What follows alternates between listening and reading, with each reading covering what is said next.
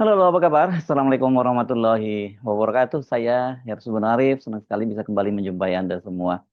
Sejumlah warga Aceh, para aktivis dan kalangan akademisi secara terbuka memperingatkan Menteri Energi dan Sumber Daya Mineral, Bahlil Lahadalia, jangan sampai menipu Presiden Prabowo Subianto dan sekaligus juga menipu rakyat Aceh.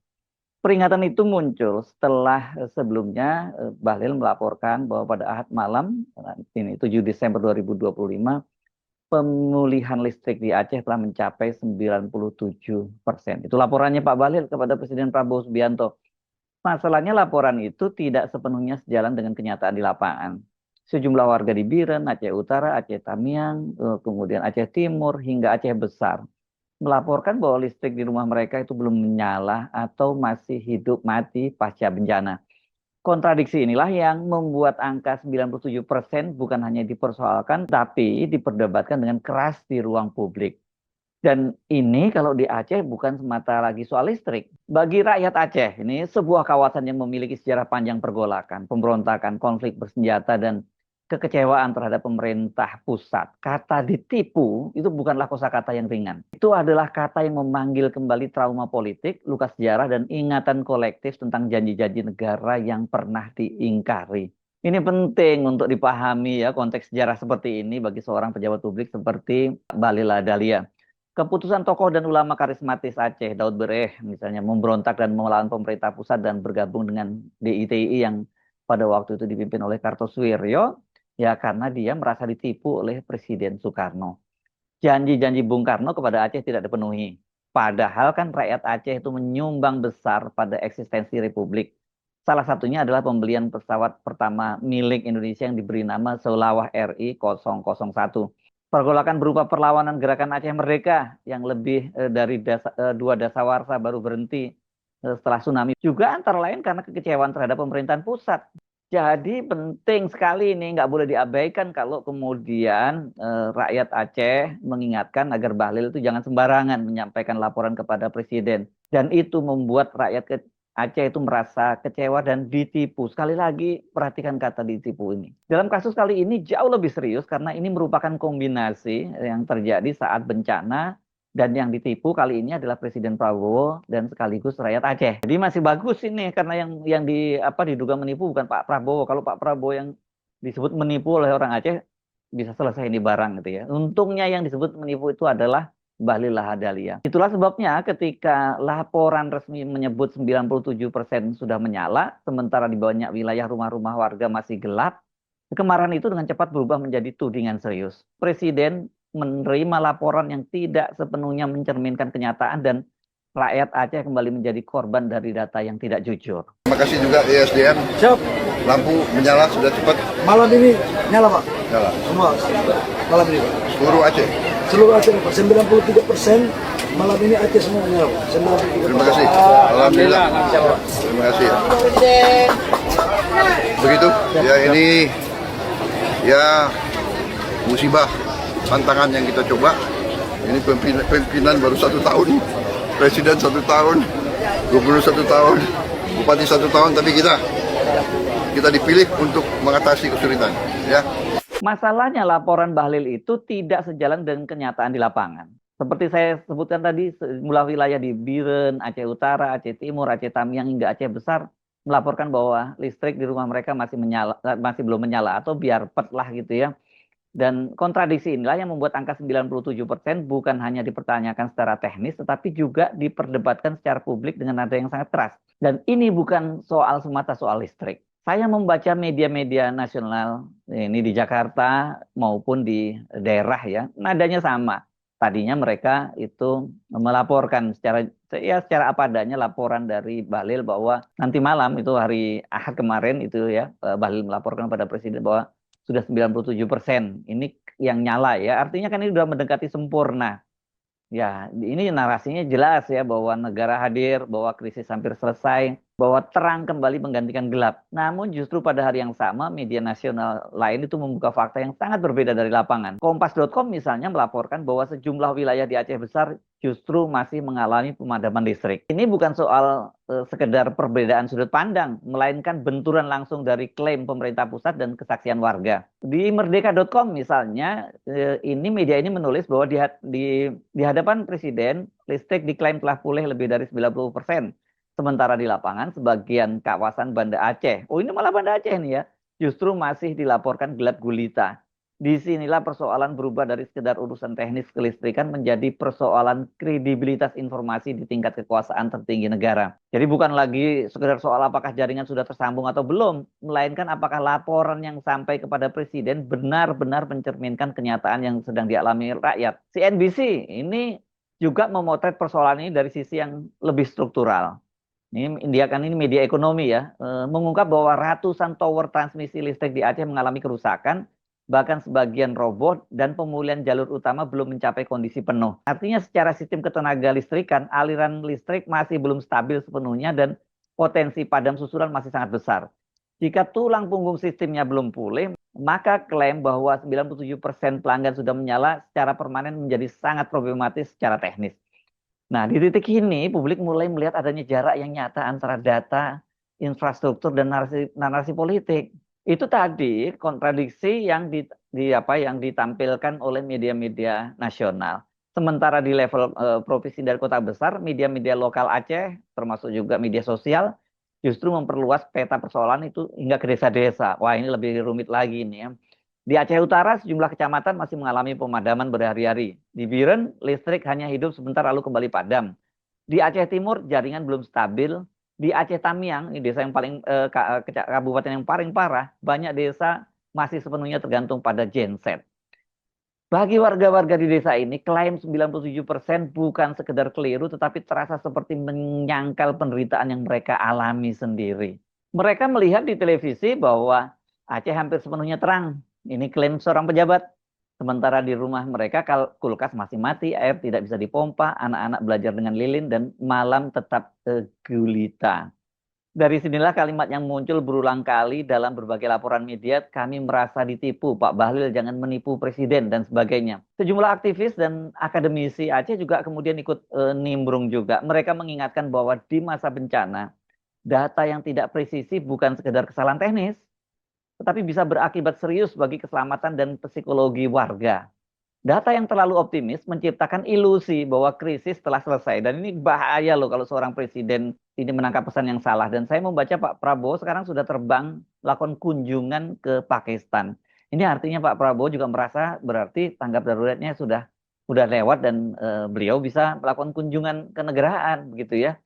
Nah ini kalau ditangkap oleh publik secara berbeda sangat berbahaya. Karena sementara ini di lapangan ribuan warga masih berada dalam kondisi darurat. Di banyak daerah lain, tudingan pejabat menipu mungkin berhenti sebagai kontroversi politik biasa. Maksud saya di luar Aceh ya. Tetapi di Aceh, tudingan itu menyentuh lapisan sejarah yang sangat dalam. Aceh pernah merasa dijanjikan sesuatu lalu dibatalkan. Pernah didekati dengan janji, lalu ditinggalkan dengan luka. Pernah dipuji sebagai daerah paling setia kepada Republik, namun kemudian merasa diperlakukan tidak adil. Karena itu ketika hari ini klaim resmi menyebut hampir semua sudah menyala, sementara kenyataannya berbicara sebaliknya, memori kolektif itu bangkit kembali. Apakah ini laporan yang jujur atau sekedar laporan yang menenangkan? Apakah pusat kembali menerima cerita indah sementara daerah memikul kenyataan pahit? Di titik inilah persoalan listrik di Aceh hari ini tidak lagi bisa dibaca sebagai masalah teknis semata. Dia telah berubah menjadi krisis kepercayaan, bukan hanya kepercayaan rakyat kepada menteri, tetapi juga kepercayaan rakyat kepada negara. Nah, tentu bagi yang tidak membaca sejarah, mungkin Gen Z ya, tidak mengikuti ini peristiwa ini, atau bahkan menterinya sendiri juga tidak paham sejarah. So, sekali lagi kata ditipu itu sangat sensitif loh di Aceh. Ini kalau kita untuk memahaminya kita harus mundur lebih dari 7 dekade ke belakang. Ke satu nama besar dalam sejarah perlawanan Aceh terhadap negara, yakni Tengku Daud Bereh. Daud Bereh ini bukan tokoh sembarangan. Dia adalah ulama karismatik, pemimpin rakyat sekaligus gubernur militer Aceh pada masa awal kemerdekaan Republik Indonesia. Dalam masa-masa paling genting mempertahankan Republik dari agresi Belanda, Aceh itu justru menjadi salah satu daerah yang paling total memberikan dukungan. Dari Aceh, emas dan dana rakyat dikumpulkan untuk membeli pesawat pertama Republik yang kemudian dikenal Selawah RI-01, simbol bahwa Aceh berdiri di barisan terdepan pembela negara yang baru lahir. Kalau Anda pergi ke Aceh, ada satu lapangan di situ, ada pesawatnya yang diabadikan di situ ya. Namun di titik inilah luka itu bermula. Setelah kemerdekaan, Aceh berharap mendapatkan posisi terhormat sebagai daerah yang memiliki otonomi luas, termasuk dalam hal menjalankan syariat Islam. Harapan itu kan sebenarnya bukan muncul begitu saja. Dia lahir dari serangkaian komunikasi politik, janji-janji, dan kesepemahaman antara tokoh-tokoh Aceh dengan pemerintah pusat di Jakarta. Tetapi sejarah kemudian mencatat harapan itu justru runtuh dengan cara yang sangat menyakitkan. Aceh yang semula diakui sebagai daerah tersendiri, daerah yang mandiri, justru diturunkan statusnya dan dilebur ke dalam Provinsi Sumatera Utara. Bagi elit Aceh saat itu, terutama Daud Bereh, keputusan itu bukan sekedar kebijakan administratif. Itu dipandang sebagai pengingkaran atas janji politik oleh Bung Karno dan lebih jauh lagi sebagai pengkhianatan terhadap pengorbanan Aceh bagi Republik.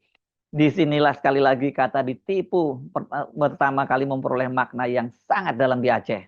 Dan puncaknya terjadi tahun 1953 ketika Daud Bereh secara terbuka menyatakan perlawanan terhadap pemerintah pusat dan bergabung dengan Gerakan Darul Islam Tentara Islam Indonesia atau DITI yang dipimpin oleh Sekar Maji Marijan Kartosuwiryo di Jawa Barat. Dalam perspektif negara ini adalah pemberontakan. Tapi bagi Daud Bereh dan bagi para pendukungnya di Aceh, ini adalah jalan terakhir setelah mereka merasa dikhianati oleh negara yang sebelumnya mereka bela mati-matian. Perasaan ditipu tidak lagi berhenti sebagai kekecewaan, dia menjelma menjadi perlawanan bersenjata. Dan konflik pun berlangsung bertahun-tahun. Operasi militer, ketegangan antara Aceh dan Jakarta, serta yang paling penting itu, yang harus kita pertimbangkan sangat serius adalah penderitaan rakyat menjadi bagian dari harga mahal sejarah itu. Akhirnya konflik DITI di Aceh baru benar-benar mereda setelah pemerintah pusat mengeluarkan kebijakan yang mengakui Aceh sebagai daerah istimewa. Itu pada tahun 1950. Dan dari sisi negara itu adalah solusi politik, dari sisi rakyat Aceh itu adalah pengakuan terlambat atas sesuatu yang sejak awal mereka perjuangkan. Namun meskipun statusnya sudah dikembalikan, namun luka itu tidak pernah sepenuhnya sembuh. Puluhan tahun kemudian rasa kekecewaan itu muncul kembali dalam wajah berbeda melalui konflik Gerakan Aceh Merdeka atau GAM. Jika DITI lahir dari kekecewaan atas ingkar janjinya soal otonomi dan syariat, maka Gerakan Aceh Merdeka tumbuh dari kekecewaan yang lebih luas. Ketidakadilan, eksploitasi sumber daya, kekerasan negara, dan marginalisasi Aceh di dalam Republik. Konflik GAM ini berlangsung lebih dari 2 dasawarsa. Tahun hampir ya sebenarnya kalau saya lihat tahunnya ya, sejak 1976 hingga perjanjian Damai Helsinki tahun 2025 yang dipicu oleh tsunami Aceh. Lebih dari satu generasi rakyat Aceh hidup dalam bayang-bayang operasi militer, darurat militer, dan konflik bersenjata yang tidak berkesudahan. Di balik semua itu, satu perasaan terus diwariskan dari generasi ke generasi bahwa Aceh berkali-kali merasa dijanjikan lalu dikecewakan. Itulah sebabnya ketika hari ini muncul kembali kata ditipu, dalam kasus laporan pemulihan listrik yang sedang bekerja bukan hanya kemarahan sesaat karena rumah masih gelap gulita, ini yang harus hati-hati. Serius saya mau berdekatan ini harus hati-hati. Yang bekerja adalah memori sejarah yang sangat panjang. Memori tentang janji yang tidak ditepati, memori tentang laporan pusat yang tidak selalu sejalan dengan realitas di daerah, memori tentang bagaimana perasaan dikhianati pernah berulang kali berujung pada tragedi besar. Di Aceh, kata ditipu bukan sekedar tuduhan administratif. Ini adalah kata yang pernah melahirkan pemberontakan, konflik berkepanjangan, dan ribuan nyawa melayang. Karena itu ketika hari ini muncul seruan jangan menipu Presiden, Pak Bahlil, dan jangan menipu rakyat Aceh, sesungguhnya yang sedang diucapkan bukan hanya kritik terhadap seorang menteri, melainkan peringatan sejarah kepada negara. Negara dan tentu saja rakyat Aceh pernah membayar mahal ketika kekerasan itu dibiarkan membusuk tanpa kejujuran dan keadilan. Hari ini situasinya tentu sangat berbeda. Aceh tidak lagi berada dalam konflik bersenjata, perjanjian damai sudah berjalan hampir 2 dekade, bahkan kini Aceh itu dipimpin oleh figur yang lahir dari rahim Gerakan Aceh Merdeka itu sendiri. Mualem, Gubernur Aceh Muzakir Manaf, ini adalah mantan kombatan dia, dan bukan hanya kombatan biasa, dia adalah Panglima Gerakan Aceh Merdeka. Namun justru di titik inilah sensitivitas itu menjadi semakin tinggi Karena rakyat Aceh tidak ingin luka lama dibuka kembali hanya karena data yang tidak jujur, laporan yang tidak presisi, atau klaim yang terlalu berlebihan. Maka ketika listrik belum menyala, tetapi negara berkata hampir semua sudah terang, yang terguncang bukan hanya jaringan kabel dan gardu, melainkan juga jaringan kepercayaan antara Aceh dan Jakarta. Inilah saya kira beban sejarah yang membuat isu listrik hari ini jauh lebih besar dari sekedar urusan teknis. Dia menyentuh urat paling sensitif dalam hubungan Aceh dan negara, soal kejujuran, soal keadilan, dan soal apakah pusat benar-benar mau belajar dari sejarah. Dan sekarang ini sebenarnya ya dari konteks politik menjadi sangat menentukan karena Aceh seperti saya sebutkan tadi dipimpin oleh Panglima Gerakan Aceh Merdeka dan Mualim ini kan punya kedekatan politik dengan Presiden Prabowo. Hubungan ini sebenarnya membuka harapan baru, tetapi sekaligus juga membuka potensi kekecewaan baru bila kepercayaan itu dikhianati. Hari ini Aceh nggak lagi seperti Aceh dalam bayang-bayang operasi militer puluhan tahun lalu. Sejak perjanjian damai di Helsinki tahun 2005, senjata telah lama diturunkan, politik menggantikan konflik, tetapi ketenangan itu berdiri di atas ingatan sejarah yang sangat panjang dan sangat sensitif. Nah, kedekatan Muzakir Manaf dengan Pak Prabowo ini, bagi banyak orang Aceh, kan hubungan ini diharapkan melahirkan harapan baru. Bahwa di era Prabowo, Aceh tidak lagi diposisikan sebagai daerah bermasalah, melainkan sebagai mitra yang setara dalam republik. Harapan itulah yang kini sedang dipertaruhkan, karena saat rakyat Aceh masih bergelap-gelap setelah bencana, mereka justru mendengar laporan resmi bahwa listrik sudah pulih 97%. Dan luka lama itu seperti sedang digores kembali.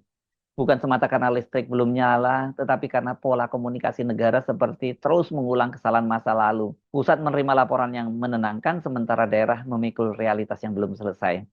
Bagi rakyat Aceh, sekali lagi ini bukan soal apakah seorang menteri keliru menghitung angka, atau ini seorang menteri yang mencoba membuat presiden bergembira. Ini soal apakah negara benar-benar belajar dari sejarah atau kembali mengulang pola yang lama. Laporan administratif yang rapi tetapi tidak sepenuhnya setia pada kenyataan di lapangan. Karena itu menurut saya peringatan keras agar pejabat negara seperti Bahlil jangan menipu presiden sesungguhnya bukan hanya ditujukan kepada sang menteri, melainkan kepada seluruh birokrasi negara. Bahwa Aceh bukan wilayah yang bisa diperlakukan dengan pendekatan statistik semata. Aceh adalah wilayah dengan muatan sejarah, emosi kolektif, dan luka politik yang jauh lebih kompleks dibandingkan daerah lain. Saya Sumunarif, sampai jumpa lagi. Wassalamualaikum warahmatullahi wabarakatuh.